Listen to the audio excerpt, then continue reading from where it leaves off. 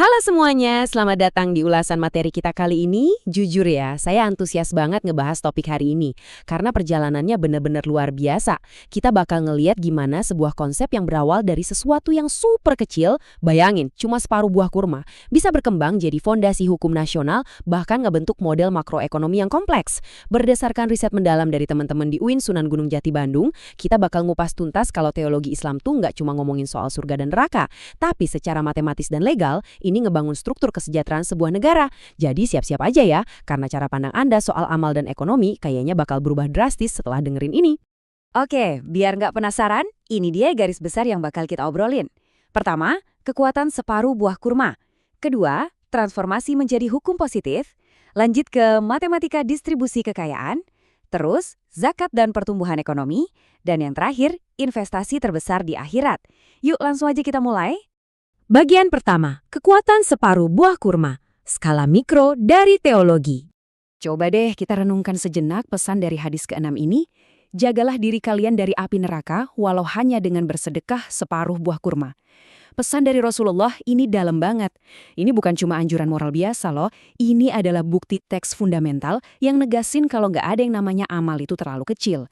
Bayangin, bahkan dalam kondisi kita yang paling terpuruk, paling mentok sekalipun, kita ternyata masih punya kapasitas buat ngasih, meskipun cuma sepotong makanan sederhana. Nah, yang paling menarik dari sini adalah kontrasnya. Di satu sisi, coba bayangin separuh buah kurma. Bentuk fisiknya kecil banget, dan kalau dinominalkan pakai uang sekarang, mungkin harganya nggak sampai Rp1.000, super murah. Tapi di sisi lain, lihat hasil dari investasi tersebut, keselamatan dari api neraka, alias imbalan spiritual yang sifatnya abadi dan tanpa batas. Pengorbanan fisik yang benar-benar mikroskopis ini ternyata bisa ngasilin pembayaran spiritual yang masif banget. Logika teologis ini ngasih tahu kita satu hal penting. Niat dan tindakan berbagi itulah yang sebenarnya punya bobot sejati. Masuk ke bagian kedua, transformasi menjadi hukum positif. Dari kebijaksanaan kuno ke hukum nasional. Anda mungkin gak nyangka seberapa serius negara kita ngintegrasiin nilai teologi ini kalau kita runut ke belakang, sejak tahun 2008 lewat Peraturan Mahkamah Agung sampai ke Undang-Undang Nomor 23 Tahun 2011, instrumen sedekah wajib atau yang kita kenal dengan zakat, ini pelan-pelan bertransformasi jadi hukum positif yang mengikat. Puncaknya di tahun 2014, zakat malah diintegrasikan langsung sama sistem perpajakan nasional kita sebagai pengurang pajak. Jadi ini udah bukan sekedar imbauan moral lagi, ini udah jadi arsitektur hukum yang kokoh banget buat ngentasin kemiskinan secara terstruktur. Negara itu secara harfiah ngambil nilai-nilai etis dari hadis dan ngasih gigi hukum ke dalamnya. Misalnya gini, hadis kan ngelarang kita buat minta-minta kalau nggak terpaksa banget. Nah, hukum positif ngerespons itu dengan nyalurin zakat jadi modal usaha produktif, bukan sekedar ngasih uang tunai terus selesai. Terus hadis ngelarang kita nyakitin hati penerima. Hukum kita mewajibkan lembaga zakat buat ngejaga kerahasiaan identitas orang miskin demi ngejaga martabat mereka.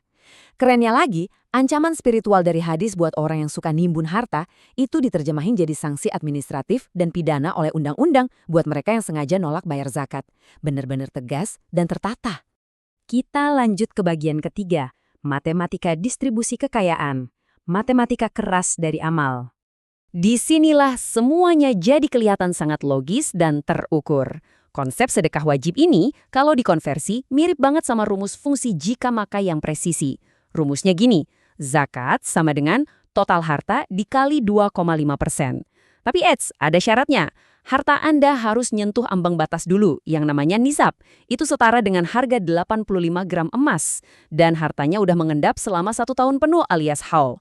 Nah, kalau matematika keuangan Anda memenuhi kriteria ini, sistem bakal nuntut tepat 2,5% buat diredistribusi. Nggak kurang, nggak lebih. Bisa dibilang, ini adalah pajak kekayaan yang paling purba, tapi terbukti paling canggih. Mari kita lihat simulasi seru ini. Bayangin ada 5 orang dengan tingkat ekonomi yang beda-beda. Si sangat kaya yang punya harta 500 juta, dia wajib bayar zakat 12,5 juta. Di sisi lain, 2 orang di level bawah nggak bayar apa-apa karena emang belum nyentuh batas minimum. Dari sini terkumpullah total dana 19,5 juta. Sekarang coba perhatiin efek akhirnya. Dana itu dibagi rata dan tiap orang miskin dapat suntikan 3,9 juta. Buat orang yang paling miskin yang hartanya cuma 10 juta, dapat tambahan 3,9 juta itu bikin hartanya melonjak instan. Peningkatannya hampir 40%.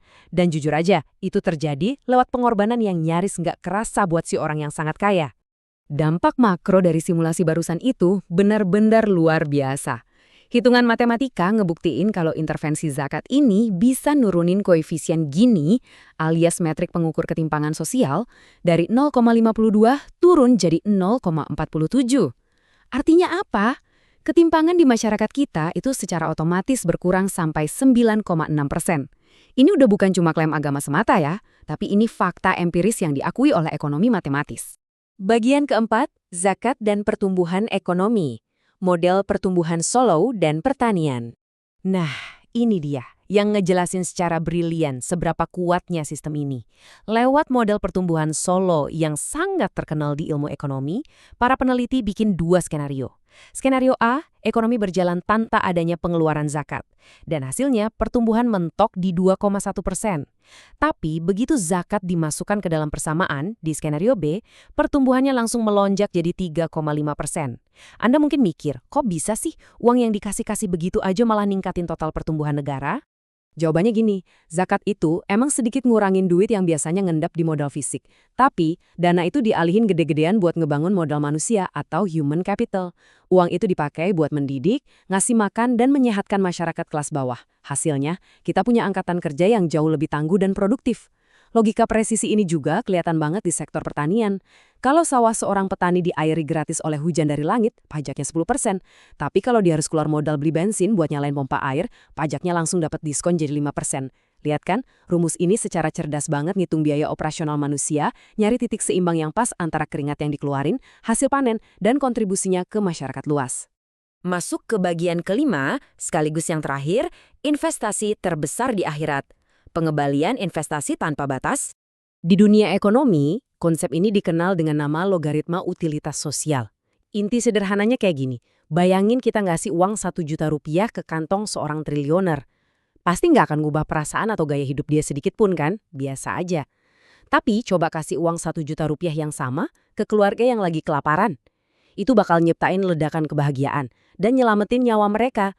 Bahkan hitungan logaritma yang dingin dan kaku sekalipun sepakat sama premis hadis tadi, bahwa pengorbanan kecil di puncak piramida sosial itu mampu nyiptain stabilitas dan kebahagiaan yang nggak terukur di dasarnya. Agregat utilitas atau kesejahteraan masyarakat secara keseluruhan bakal naik tajam. Jadi poin krusialnya itu di sini. Kita udah ngelihat datanya, undang-undangnya, sampai ke hitung-hitungan matematikanya. Kalau benda sekecil separuh buah kurma aja terbukti mampu memangkas ketimpangan negara sebesar 9%, bisa ngegas laju pertumbuhan ekonomi makro, dan yang paling utama menjanjiin keselamatan jiwa Anda di keabadian, maka pertanyaan penting yang tersisa buat kita renungkan hari ini adalah ini. Apa yang bakal jadi separuh buah kurma Anda hari ini? Terima kasih banyak udah nemenin saya mengupas ulasan materi ini. Sampai jumpa di pembedahan materi seru berikutnya.